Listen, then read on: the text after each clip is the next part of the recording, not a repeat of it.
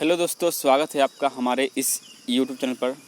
दोस्तों, Bihar SSC inter level mains final merit को लेकर के जो हमने कल एक मुहिम छेड़ा था ट्विटर पर, वो ट्विटर में हम लोगों ने अपने जी तोड़ मेहनत पूरी की और हम सभी की इम्यूनिटी भी वहाँ पे दिखी और लगभग 1.25 लाख से भी ऊपर ट्वीट और रीट्वीट हुए।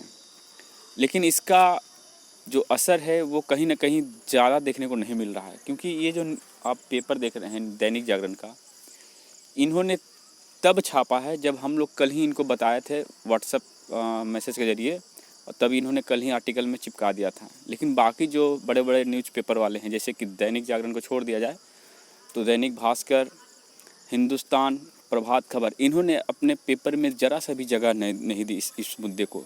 हल्का सा भी हाईलाइटेड कर दिए होते हैं तो बहुत ज़्यादा इफ़ेक्ट पड़ता।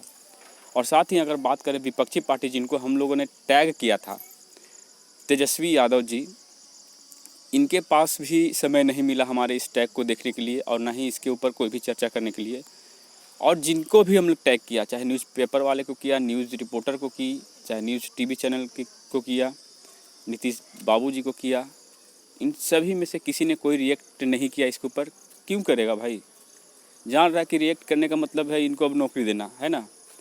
तो लगता है कि अब ये ट्विटर से नहीं मारना है, यानी कि हम लोग जो हैं कोरोना प्रोटोकॉल को फॉलो कर रहे हैं, तो इनको लग रहा है कि बच्चे हैं जो है डर के घर में बैठे हुए हैं।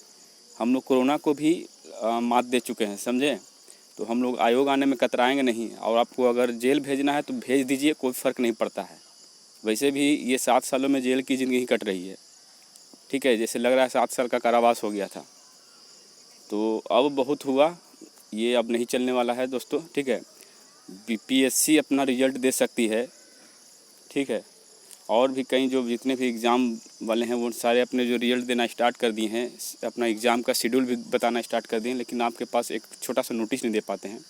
और अभी हाल ही में जेपीएससी का जो पेपर रद्द हुआ, ये पेपर नहीं, ये वैकेंसी जो रद्द हुई, इसके बारे में मैं बता दूं, बहुत लोग इसके ऊपर हो सकता है अफवाह भी फैला दें। तो दोस्तों ये देखिए, जो झारखंड में नियुक्ति किए हुए अधिकारियों को बाहर कर दिया गया है। मतलब 1 साल पहले इनकी नियुक्ति हो गई थी, लेकिन अब इनका मामला जो है कोर्ट में जब गया था तो कोर्ट से इनको फाइनल जो है यही बोला गया कि इनको रिजल्ट जो है पूरा ख़त्म किया जाए। तो रीज़न क्या है इसका मैं बता दूं। इसका रीज़न एक ही छोटा सा भूल इन लोग का हुआ है, और वो बहुत बड़ी भूल कह सकते हैं। कि जैसे क्वालिफाइड नेचर का पेपर था, यानी हिंदी और इंग्लिश का, ठीक है। 50-50 नंबर का जो पेपर होता है ना हिंदी, जैसे हम लोग का क्या था कि 100 क्वेश्चन का एक हिंदी पेपर था जिसमें आपको 30% मार्क्स लाने थे, ठीक है। तो उसी तरह से इन लोग का क्वालिफाइड नेचर का पेपर था। लेकिन इन्होंने क्या किया, यहाँ के जो आला अधिकारी थे जो पेपर चेक करवाए थे, मूल्यांकन करवाए थे, इन्होंने इस क्वालिफाइड नेचर में जो मार्क्स जितने भी कैंडिडेट लाए थे उसको भी इन्होंने मुख्य जो परीक्षा हुई थी उसके मार्क्स में ऐड करके तब मेरिट बनाया। ये गलत काम किया, ये नोटिफिकेशन के विरुद्ध चले गए। यही कारण था कि ये मामला फंसा कोर्ट में, और जाकर के इनको फिर छात्रों के पक्ष में ये निर्णय आया। तो कुछ लोग कहेंगे कि बिहार एसएससी में भी इसी तरह का हो सकता है। तो देखिए, बिहार एसएससी अभी तक सब कुछ नोटिफिकेशन के आधार पर चल रही है। अब सबसे बड़ा दिक्कत आता है टाइपिंग को लेकर के।